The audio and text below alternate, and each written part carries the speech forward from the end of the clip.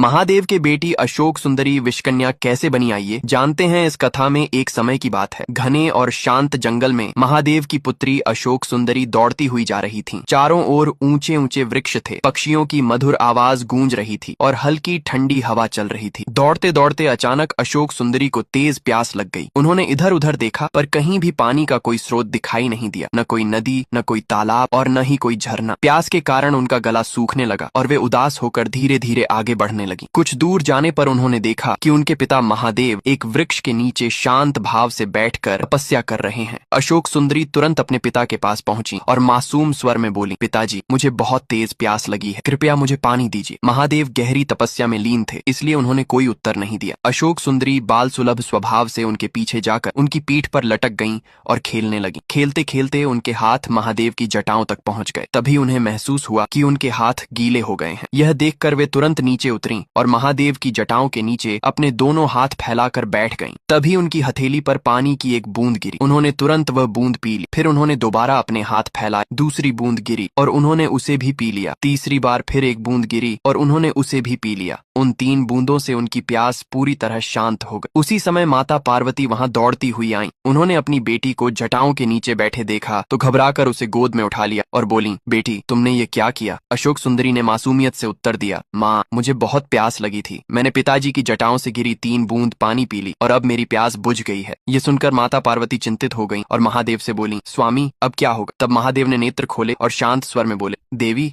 चिंता मत करो। मेरी जटाओं से जो जल बहता है वह साधारण जल नहीं है, उसमें अद्भुत शक्ति है। अशोक सुंदरी ने 3 बूंदें पी ली हैं, इसलिए अब उनके भीतर दिव्य शक्ति जागृत हो गई है। फिर उन्होंने अशोक सुंदरी से कहा, बेटी, अब तुम्हें एक विशेष रूप और नया नाम मिलेगा। तुम मनसा के नाम से जानी जाओगी। तुम्हें नागों की रक्षा का दायित्व मिलेगा। माता पार्वती ने स्नेह से अपनी बेटी के माथे पर हाथ रखा और बोली, मेरी बेटी, अब तुम नाग कन्या के रूप में सभी नागों की संरक्षक बनोगी। अशोक सुंदरी ने पूछा, पिताजी, मैं किसकी रक्षा करूंगी? महादेव बोले, नागलोक में जितने भी नाग और नागिन हैं, तुम सबकी रक्षा करोगी। तुम मनसा माता के नाम से पूजी जाओगी। ये सुनकर अशोक सुंदरी प्रसन्न हो गई और नागलोक की ओर चली गई। वहां पहुंचकर उन्होंने देखा कि अनेक नाग और नागिन किसी बंधन में जकड़े हुए हैं। वे स्वतंत्र होकर घूम फिर नहीं पा रहे थे, कुछ तो दुर्बल होकर एक स्थान पर पड़े थे। यह दृश्य देखकर उनका हृदय द्रवित हो गया। उन्होंने आसपास से रंग बिरंगे फूल तोड़े और सुंदर मालाएं बनाई। फिर प्रेम पूर्वक उन मालाओं को सभी नागों के गले में पहनाया। जैसे ही फूलों की मालाएं उनके गले में पड़ी, उनके बंधन टूट गए और वे मुक्त हो गए। सभी नाग प्रसन्न होकर झूमने लगे। तभी महादेव और माता पार्वती वहां प्रकट हुए। महादेव ने मुस्कुराकर कहा, बेटी, मैंने तुम्हें